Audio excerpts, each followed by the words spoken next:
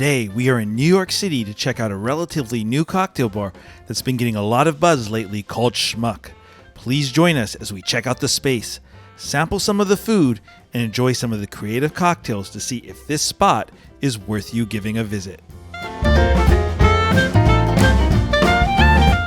Hello guys, and welcome back to the channel. Today we're in New York City's East Village, checking out one of the most hyped new cocktail bars right now, Schmuck. Schmuck was officially opened on January 29th, 2025 by Aljaff and Juliette Larrouy, both from Barcelona's legendary Two Schmucks, a bar which has won numerous awards, along with business partner Dan Binkovic.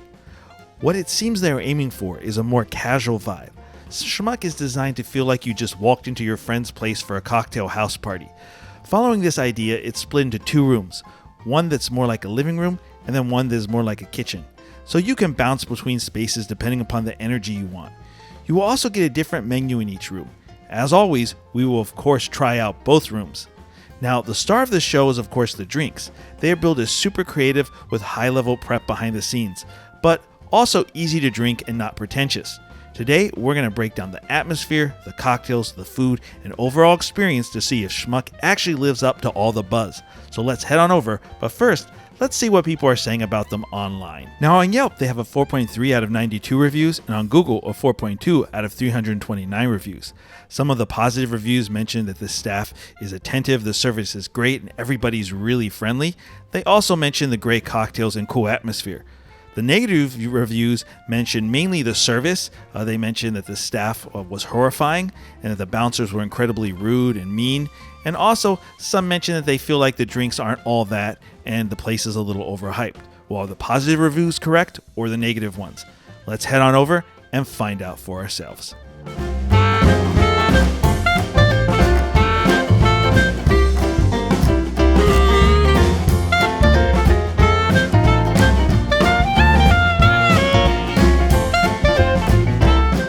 So taking a seat here at the bar and looking at the menu, so far it looks like a pretty basic menu. You have about 13 drinks in the main room here, plus some classics.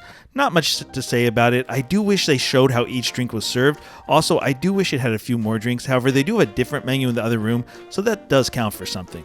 Overall, it does a job, but nothing special.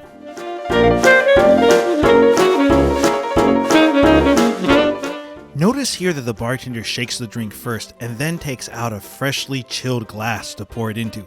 At many bars, even ones I really love, they'll take the glass out first and then shake it. That undermines the purpose of chilling the glass because it gives it a moment to warm up before you actually pour the drink and serve it. So I love this bartender's attention to detail. For my first drink, I got the Larrouy, and I really enjoyed it. It's definitely savory and culinary. The cognac brings rounded, grapey warmth, and then it goes full dish inspired with peanut and herb notes and that chili oil edge. Super creative, super balanced, but genuinely tastes like Larrouy, so if you don't like that dish, you probably won't like this drink. Think of it like a Larrouy sour, because it does have citrus in it. Now me personally, I loved it.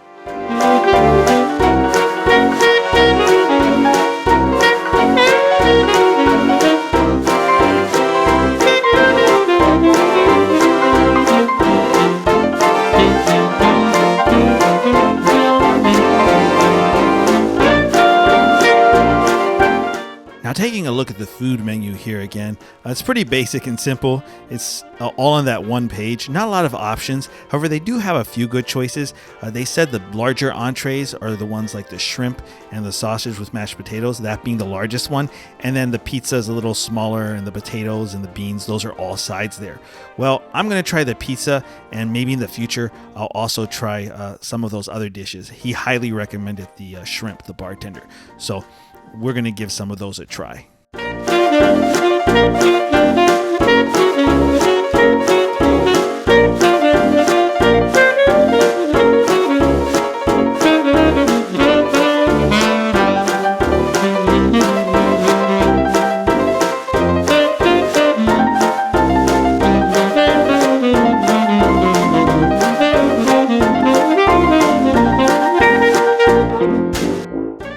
For my second drink of the night, I got the Versace Slipper, and this was the drink of the night. That Old Forester bourbon gave it this warm vanilla oak backbone, then the fresh banana and coffee combination made it taste like a boozy rich banana bread. Also, the banana is not overpowering. It's there, but it's subtle and perfectly balanced by the coffee. And the little blue cheese behind the side. It sounded crazy, and I was hesitant to try it, but it made the whole thing pop. I actually loved it. I'm absolutely ordering this drink again. It's a home run. Well, it looks like our food is here, and I got the pizza, and this was surprisingly delicious. While the ingredients are simple, the pesto combined with the fresh Parmesan really work well.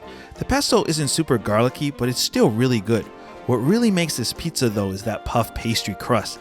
It gives it this unique spin and elevates it to something different and pairs so well texturally with the sauce and the cheese. Definitely this is a must order if you visit Schmuck. Then on another occasion when I was visiting with a buddy, we got a few other dishes. We tried the shrimp, and this dish was the star of the show for me. Not only do they give you a solid amount of shrimp, but what really made this my favorite dish of the night was the sauce. It's so flavorful, just the right amount of spices, and then those capers lending just the right amount of tangy saltiness. Pro tip, pair this with a pizza and dip the crust into the sauce. It's so good. You can also order some bread since they give you a bunch of sauce. I highly recommend it. You don't want to waste a drop of this stuff. It's so good. We also got the sausage with mashed potatoes and gravy. I think this is definitely the heartiest of the meals. While the shrimp was my favorite, this was really good. The sausage was a little spicy and the gravy was very flavorful, going perfectly with the creamy mashed potatoes. I would definitely order this again. Then finally we got their potatoes. They were very tasty, nice and crispy, and I enjoyed the dipping sauce. We definitely enjoyed them. However, compared to the other dishes, they were nothing special. I would probably save the money next time and order another pizza because it was that good.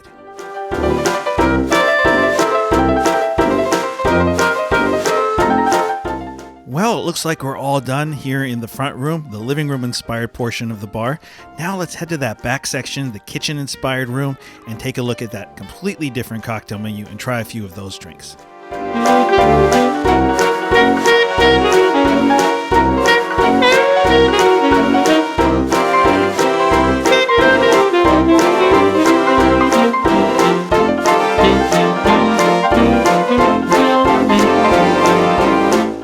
So now that we're seated in this other room, the kitchen area of Schmuck, let's take a look at this menu. And it's pretty much the same as the first one. It has one less drink at 12 drinks. Pretty basic, but it does the job. And I will say that between the two rooms together, you get about 27 drinks to choose from. So assuming you can get a seat in both rooms, that's a pretty good choice. So I see why the menus are not bigger, but overall just a basic menu. Also, you can order food in this room as well, but it's the same food menu as the main room.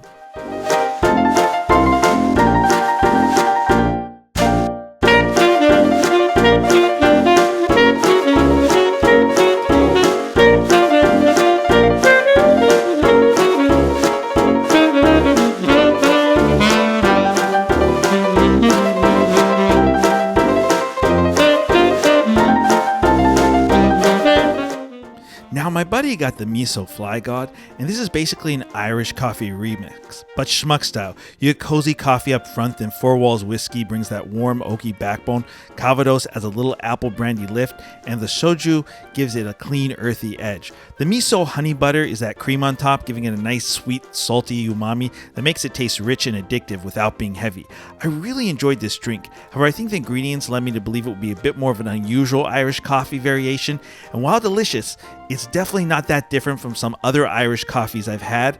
The one thing that really sets it apart though is that cream on top. I think that makes the drink. Then for my drink, I got the Dirty Martini and Tonic. I did not think a Dirty Martini stretched into a tonic highball would work, but I was wrong. I loved it. It's a 50-50 martini base, and then they sneak in Perro de Vie for this light orchard lift, plus white balsamic to dial in that sweet and salty balance with the olive brine. Then last but not least, you have the gin and its botanicals working to tie everything together. It's a perfect summer crusher, super easy to drink. So now that we are all finished and head out to the train, what are the positives, neutral, and negatives of Schmuck? Well, for the positives, I have to say it's food, service, drinks, and atmosphere. The food, I'm not gonna lie, I didn't expect it to be this good, but it was. Every dish was fantastic. The shrimp was the clear number one, and then the pizza and the sausage are basically tied for second. The potatoes were good, just nothing special. Then service. The service is a big one because on both visits, the owner actually came over and checked on us, and she was super nice. That kind of personal touch goes a long way. Then drinks-wise, that's the most important because that's what they're known for. Well, they were creative, playful, and dialed in with that culinary but still fun energy they've been hyping since before they opened. Finally, atmosphere. I really like the retro living room house party feel. It's almost like you're hanging at home with friends, and the decor is so cool and different. Then for the neutral category, we have pre-batched and drinks too light / summery. Pre-batched, it is what it is. Almost everybody is doing it at this point. Now, for the second one, I do wish that they had more darker drinks on the menu. Versace Slipper was so good, but I need more drinks like that, especially during the winter. For instance, take this drink called the Blanca. It's basically green juice with gin, bright, clean, super refreshing. The gin keeps it crisp, the apple celery shrub gives it that fresh produce snap, and a couple of dashes of absinthe lift the aromatics without taking over. There's not a huge ginger bite, however, so if you like ginger, you'll notice that. It's a lot more subtle and in the background. The point is, this is a chill, warm weather sipper. However, we're in January. Also, the martini in the other room that I talked about. This is to me a quintessential summer crusher. But it's 30 degrees out. While not everybody might care about this, I really would like to see stronger seasonal changes from them like you see at many other cocktail bars. That's part of the fun of changing seasons. Then for the negative, we have the back room being closed and the website. Now, these are more minor nitpicky little things for me, but they are important. The back room, apparently, is not always open, but they don't put that anywhere. I had to ask to find out. That could be a problem because they have a separate menu in the back. And if you want to try a particular drink that you saw online that is served in the back room, if you come especially earlier in the week, well, you may not be able to try that drink due to the space being closed. And they don't even list open and closing times on the website. So that won't help you, which leads me to the second point, the website. Now, normally I wouldn't even mention this, but the website is just so bad. It has this cool kind of retro video, but that's all it has. No information, no about, no menus, just an Instagram link. It's so basic, it almost looks like it's under construction. And I really think that a cocktail bar of this caliber and hype needs to do better in that area, especially since they have been open over a year now, so no excuses. As for the reviews, we had none of the issues that the negative reviews mentioned. The service was fantastic, the bouncer was friendly, and everybody inside was really nice. Also, we really enjoyed the food and the drinks. So what are our final thoughts about Schmuck? Well, overall, we love this spot. The food shocked me. It was so good, especially that shrimp. The service was sharp and the drinks are creative. Also, I really like the atmosphere. It has a fun retro vibe I really like. That back kitchen style room I think will be especially nice in the summer since that big garage style door opens up. My only real note is on the cocktail list. Some of the drinks lean a little too light, and I'd love to see a few more darker, seasonally appropriate options in the mix. Because when they hit with something like the Versace Slipper, it's perfect. I just want more in that vein. We felt that this menu really leaned summertime, however it's January. So, if you're a New Yorker, is this a must visit? Absolutely. And I was honestly on the fence about whether it would crack my regular rotation, but the food pushed it over the edge. This is going in the rotation for me, provided they don't change the food menu. No question. I just wish there were a couple more of those cocktails that hit like the Versace Slipper, and this will most likely probably be more a summer destination for me based on that current menu. Now, if you're visiting NYC as a tourist, this is also a must visit. And while I recommend visiting both rooms if they are open, prioritize the front room. A good tip is to hit the front room when they open since it fills up first, do a round or two, and then move to the back room. However, this only works if it's just a few of you. If you're rolling 6 people deep, then stick to the main room. That being said, I'm not doing the crazy wait times people talk about. I don't recommend you do that either, especially if you're visiting. Time matters. Over 20-30 minutes is too much, and over an hour is ridiculous with how many great spots are right around here. The only exception to that is if they let you bounce and they text and call you back when the spot's available. Then what I would do is hit up another spot and come back when they text it. Well, those are our final thoughts on Schmuck. We hope you enjoyed this video. Please let us know what you think or if you have any questions or thoughts in the comments below. If you enjoyed the video, please click like, subscribe, and that bell icon so you get notified of any new videos, and most importantly, always drink responsibly. Thank you for watching, and please join us again on Boozy Explorers.